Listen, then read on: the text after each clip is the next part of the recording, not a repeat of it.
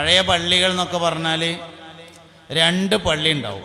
ഒന്ന് ഔത്തപ്പള്ളി, രണ്ടാമത്തേത് പുറത്തപ്പള്ളി. ഔത്തപ്പള്ളിയിൽ മിഹ്റാബ് ഉണ്ടാവും, പുറത്തപ്പള്ളിയിൽ മേലക്ക് കോണി ഉണ്ടാവും. ഇത് രണ്ടും കഴിഞ്ഞാൽ മിക്കവാറും പള്ളികൾക്ക് 3 ഭാഗത്ത് താഴ്വര ഉണ്ടാകും, ചില പള്ളികൾക്ക് 4 ഭാഗത്ത് താഴ്വര ഉണ്ടാവും. ഇതാണ് പഴയ പള്ളികൾ എന്ന് പറഞ്ഞാൽ. വിശാലമായ പള്ളിക്കാടും അതിൻ്റെ ഒരു ഭാഗത്ത് മനോഹരമായ ഒരു പള്ളിക്കുളവും ഉണ്ടായിരിക്കും. ഇങ്ങനെയൊക്കെയാണ് പഴയ പള്ളികൾ എന്ന് പറഞ്ഞാൽ. ഇന്നിപ്പോൾ നമ്മൾ 3 സെൻറ്റിലോ 5 സെൻറ്റിലോ ഒക്കെ പള്ളി ഉണ്ടാക്കായതുകൊണ്ട് പിന്നെ വിശാലമായ പള്ളിക്കാടും പള്ളിക്കുളം ആണെന്ന് പറഞ്ഞാലൊന്നും നടക്കുകയില്ല. ഒരു ടാപ്പ് ഉണ്ടായാൽ അതെങ്കിലും ഭാഗ്യം എന്ന് വിചാരിക്കാനേ ഇപ്പോൾ പറ്റുള്ളൂ. പക്ഷെ അന്ന് അങ്ങനെയല്ല, പഴയ കാലത്ത് ഇങ്ങനെയൊക്കെയാണ്. ആളുകളെല്ലാ കാര്യങ്ങൾക്കും പള്ളിയെ ആശ്രയിക്കും. നമ്മളെ നാട്ടിലൊക്കെ പഴയ കാലത്തെ പള്ളികൾ 24 hours 365 ദിവസം 24 മണിക്കൂറും തുറന്നിടുന്ന പള്ളികളാണ് ഉണ്ടായിരുന്നത്. പഴയ ആൾക്കാർക്കൊക്കെ അറിയാം, പള്ളി തുറന്നിടലാണ്, പൂട്ടലില്ല. ഔത്തപ്പള്ളി പൂട്ടൽ തുടങ്ങിയത് എൻ്റെ ഒരു അഭിപ്രായത്തിൽ ആംപ്ലിഫയർ വന്നതിന് ശേഷമാണെന്നാണ്. മൈക്ക് വന്നതിന് ശേഷമാണ് ഔത്തപ്പള്ളി പൂട്ടിയത്. പുറത്തപ്പള്ളി പൂട്ടൽ തുടങ്ങിയത് കാർപ്പറ്റ് വന്നതിന് ശേഷമാണ്. പള്ളി മൊത്തം പൂട്ടൽ തുടങ്ങിയത് ഗൾഫിൽ നിന്ന് പൈസ വന്നതിൻ്റെ ശേഷമാണ്. ഇപ്പോൾ പള്ളി മിക്കവാറൊക്കെ പൂട്ടിയിട്ടുണ്ടാവും. ഞാൻ വെറുതെ തമാശക്ക് പറയലുണ്ട്, പുതിയ കമ്മിറ്റി വന്നാൽ പ്രധാനപ്പെട്ട 2 പരിപാടി ചെയ്യുന്നതാണ്. ഒന്ന്, പള്ളി അതിൻ്റെ പരിസരമൊക്കെ നിറയെ നോട്ടീസ് ഒട്ടിക്കും. നോട്ടീസ് ഒട്ടിക്കുക പറഞ്ഞാൽ ചെരുപ്പ് ഇവിടെ വെക്കുക, ഇവിടെ തുപ്പരുത്, ഇവിടെ ഇരിക്കരുത്, മൊബൈൽ ഫോൺ ഓഫാക്കുക എന്നൊക്കെ പറഞ്ഞിട്ട് പള്ളീൻ്റെ ഉള്ളിൽ നിറയെ ആവശ്യമുള്ള ചിലതുണ്ട് കേട്ടോ, ആവശ്യമില്ലാത്തത് ഒട്ടിക്കും. രണ്ടാമത്തത്, ഗോദരാജിൻ്റെ 1 ഡസൻ പൂട്ട് വാങ്ങിയിട്ട് മൊത്തം പൂട്ടിയിട്ടുണ്ടാവും എന്നുള്ളതാണ്. ഇങ്ങനെ 2 കാര്യങ്ങളാണ് സാധാരണ ചെയ്യൽ എന്ന് പറയലുണ്ട്. അപ്പോൾ പഴയ പള്ളിയും പുതിയ പള്ളിയും തമ്മിലുള്ള വ്യത്യാസങ്ങളാണ് ഞാൻ പറഞ്ഞുകൊണ്ടിരിക്കുന്നത്. പഴയ പള്ളികളൊക്കെ പരിശോധിച്ചാൽ എല്ലാ മനുഷ്യന്മാർക്കും എല്ലാ കാര്യത്തിനും ആശ്രയിക്കാം. പണ്ടൊക്കെ എന്ന് പറഞ്ഞാൽ വീടുകൾ വളരെ ചെറുതാണ്. സ്റ്റേജിൽ വളരെ പ്രധാനപ്പെട്ട ആളുകളുണ്ട്, ചരിത്രകാരന്മാരുണ്ട്, യൂട്യൂബർമാരുണ്ട്, എല്ലാവരും ഉണ്ട്. അതൊക്കെ മനസ്സിലാക്കിയിട്ട് തന്നെയാണ് ഞാൻ പ്രസംഗിക്കുന്നതും.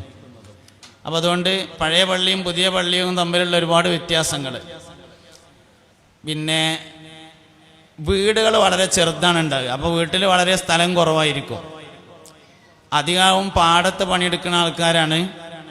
പാടത്ത് പണിയെടുത്ത് അവർ ഉച്ചക്ക് പണി മാറ്റിയാൽ ഭക്ഷണം കഴിച്ചിട്ട് പള്ളിക്കാട്ടിൽ വന്ന് മറക്കിയിരിക്കും. പള്ളിക്കുളത്തുനിന്ന് കുളിച്ചിട്ട് പള്ളി നിസ്കരിച്ചിട്ട് പള്ളീൻ്റെ ചെരുവിലൊന്ന് വിശ്രമിച്ചിട്ട് 2 മണിയാവുമ്പോൾ അടുത്ത ഡ്യൂട്ടിക്ക് വീണ്ടും പോകും. അങ്ങനെയാണ് ചെയ്തിരുന്നത്. വീട്ടിൽ വിരുന്നുകാർ വന്നാൽ ആകെ വീട്ടിൽ ഒരു റൂമൊക്കെ ഉണ്ടാവുക. ഉള്ള റൂം വിരുന്നുകാർക്ക് കൊടുത്തിട്ട് വീട്ടുകാരൻ പള്ളിക്കൊക്കെ കിടക്കാൻ വരും. പള്ളിയിൽ കിടന്നുറങ്ങിയിരുന്ന കുറേ ആൾക്കാരുണ്ട് മുമ്പ്. പള്ളിക്കൊക്കെ കിടക്കാൻ വേണ്ടി വരും. പള്ളിയിൽ കിടക്കരുത് എന്ന നോട്ടീസൊക്കെ വന്നത് കാർപ്പറ്റ് വന്നതിൻ്റെ ശേഷമാണ്. അതിൻ്റെ മുമ്പ് ഇല്ല. പള്ളിയിൽ കിടക്കുന്നതിന് മുമ്പ് കുഴപ്പമൊന്നും ഉണ്ടായിരുന്നില്ല. ഇപ്പോൾ കാർപ്പറ്റൊക്കെ വന്നതിൻ്റെ ശേഷം വന്നതാണ് പള്ളിയിൽ കിടക്കരുത് എന്ന്. ചിലയിടത്ത് ഔത്തപ്പള്ളി കിടക്കരുത് എന്ന് മാത്രമേ എഴുതിയിട്ടുണ്ടാവും. അത് AC വെച്ചതിൻ്റെ ശേഷം എന്താ പ്രശ്നമാണ്, അതിൻ്റെ മുമ്പ് ഇങ്ങനെയൊന്നുമില്ല. അപ്പോൾ പഴയ പള്ളിയും പുതിയ പള്ളിയും തമ്മിൽ ഒരുപാട് മാറ്റമുണ്ട്. അങ്ങാടിയിൽ ആൾക്കാർ തമ്മിൽ തെറ്റിയാൽ പള്ളിയിൽ നിന്ന് പറഞ്ഞു തീർക്കലാണ് പതിവ്. അങ്ങാടിയിൽ നിന്ന് ആൾക്കാർ എന്തെങ്കിലും കച്ചവടക്കാർ തമ്മിൽ തെറ്റിയാൽ, അല്ലെങ്കിൽ ജ്യേഷ്ഠനും തമ്മിൽ പ്രശ്നം ഉണ്ടായാൽ, എളാപ്പാർ മൂത്താപ്പാർ പ്രശ്നം ഉണ്ടായാൽ പള്ളിക്കൊക്കെ ഇങ്ങനെയാണ് കയറിനോടത്ത് പഴയ തറവാട് വീടിൻ്റെ പോലെയുള്ള ചേറ്റുംപടിയൊക്കെ ഉള്ള വഖഫ് ചെയ്യാത്തൊരു സ്ഥലം ഉണ്ടാവും. അസ്ർ നിസ്കാരം കഴിഞ്ഞിട്ട് കാരണന്മാരങ്ങോട്ട് ഇറങ്ങിയിരുന്ന് അപ്പം ചെന്നങ്ങാണ്ട് എന്തെങ്കിലുമൊക്കെ പ്രശ്നങ്ങളോ പ്രയാസങ്ങളോ ഉണ്ടെങ്കിൽ അത് അവതരിപ്പിച്ചാൽ എന്തെങ്കിലുമൊക്കെ ഒരു തീരുമാനം ഉണ്ടാവും. ഏകദേശം ഫൈനലായി കഴിഞ്ഞാൽ അവർ ഔത്തപ്പള്ളിക്ക് കയറി നിന്നിട്ട് വലിയ കാരണം ഒരു തീരുമാനം പ്രഖ്യാപിക്കും. പള്ളിയിലെ ഉസ്താദിൻ്റെ നേതൃത്വത്തിൽ ഒരു ഫാത്തിഹ ഓതിങ്ങാണ്ട് ദ്വാരങ്ങാണ്ട് തീരുമാനമാക്കിയിട്ട് പിരിയും. ഇങ്ങനെയൊക്കെയാണ് പഴയ പള്ളികൾ ഉണ്ടായിരുന്നത്. 2 വിഭാഗം ആളുകൾക്കിടയിൽ പള്ളിയിൽ പോയി പറയുക എന്ന പ്രയോഗം നിലവിലുണ്ടെന്നാണ്. തമ്മ് തെറ്റിയാൽ പള്ളിയിൽ പോയി പറഞ്ഞളാന്ന് പറയണത് 2 കൂട്ടർക്കാർക്കിടയിലാണുള്ളത്. ഒന്ന് മാപ്പിളാർക്കിടയിലും മറ്റൊന്ന് ക്രിസ്ത്യാനികൾക്കിടയിലുമാണ്. തെക്ക് ഭാഗത്തേക്ക് പോയാൽ മാപ്പിളാർ എന്ന് പറഞ്ഞത് ക്രിസ്ത്യാനികൾക്കാണ്. നമ്മളെ ഈ ഭാഗത്തൊക്കെ വന്നാൽ മലബാർ ഏരിയയിലേക്ക് വന്നാൽ മാപ്പിളാർ എന്ന് പറഞ്ഞത് മുസ്ലിങ്ങൾക്കാണ്. അപ്പോൾ ക്രിസ്ത്യാനികൾക്കും മുസ്ലിങ്ങൾക്കും ഇടയിലാണ് പള്ളിയിൽ പോയി പറയുക എന്ന പ്രയോഗമുള്ളത്. പഴയ കാലത്ത് എന്തെങ്കിലും പ്രശ്നങ്ങളൊക്കെ ഉണ്ടായാൽ പള്ളിയിൽ പോയി പറയലും തീരുമാനമാകലും പതിവുണ്ടായിരുന്നു എന്നതുകൊണ്ടാണ് അങ്ങനെ പറയുന്നത്. 920-കൾക്ക് ശേഷമാണ് ആദ്യമായി അങ്ങാടിയിൽ മുസ്ലിം സമൂഹത്തിന് ഓഫീസ് ഉണ്ടായത്. അതിൻ്റെ മുമ്പ് അങ്ങാടിയത്തെ പ്രശ്നം പള്ളിക്കകത്ത് തീർക്കലായിരുന്നു പതിവ്. 920-കൾക്ക് ശേഷം പള്ളിയിലെ പ്രശ്നം അങ്ങാടിയിൽ നിന്ന് തീർക്കലായി മാറി.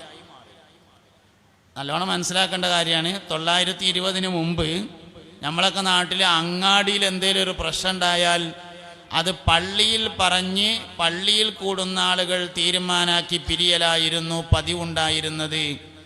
920-കൾക്ക് ശേഷം പള്ളിയിലത്തെ പ്രശ്നം അങ്ങാടിയിൽ വെച്ച് പറഞ്ഞു തീർക്കുന്ന തരത്തിലേക്ക് മാറ്റമുണ്ടായി.